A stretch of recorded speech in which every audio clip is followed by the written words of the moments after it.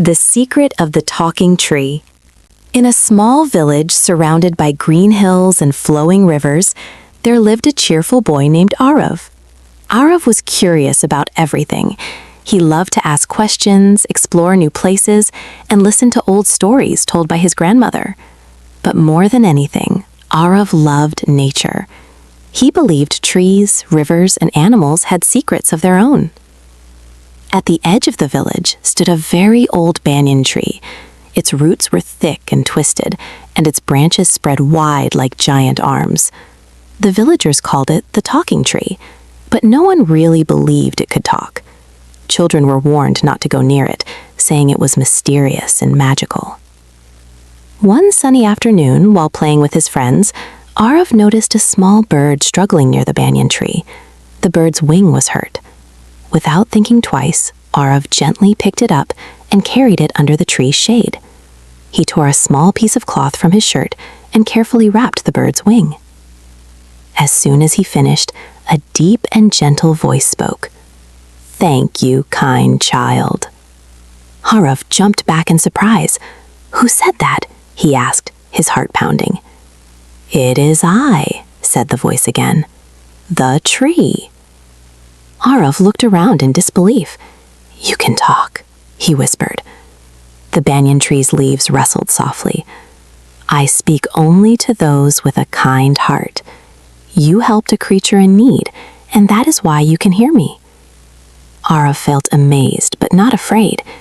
He smiled and said, "I like helping others." The tree replied, "Then you are special. I have watched this village for hundreds of years.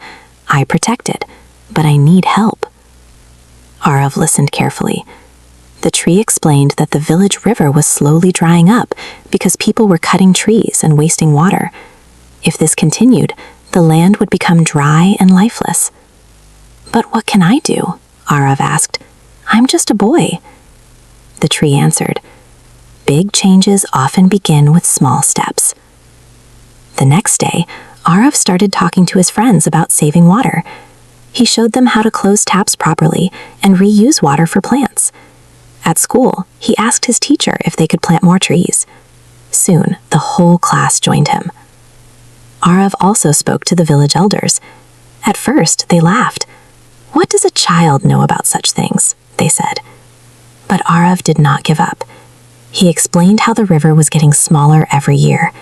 He reminded them how the banyan tree had given shade and protection for generations. Slowly, the elders began to listen. The villagers decided to work together. They planted new trees along the riverbank. They cleaned the river and stopped throwing waste into it. Children watered the plants every morning, and adults promised to protect them. Weeks passed, and something wonderful happened. The river began to flow more freely. Birds returned, flowers bloomed again. The village looked greener and happier than ever before.